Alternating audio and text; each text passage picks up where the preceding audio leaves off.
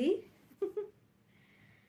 బంధమంటూ ఎరగని బాటసారికి అనుబంధమై వచ్చింది ఒక దేవత.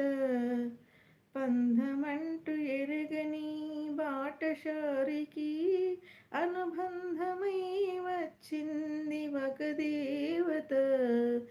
ఇంత చోటులోని అంత మనసు ఉంచి, ఇంత చోటులోని అంత మనసు ఉంచి నా సొంతమైంది ప్రియురాలుగా.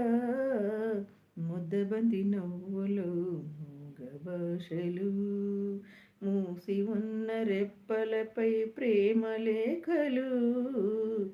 ముద్దబంతి పువ్వులు మూగభాషలు. ఇది ఎట్లుంది? నేను నరసమ్మ వచ్చేసింది కదా లైవ్కి, అందుకే ఆ పాట పాడాను అనమాట. ఓకేనా?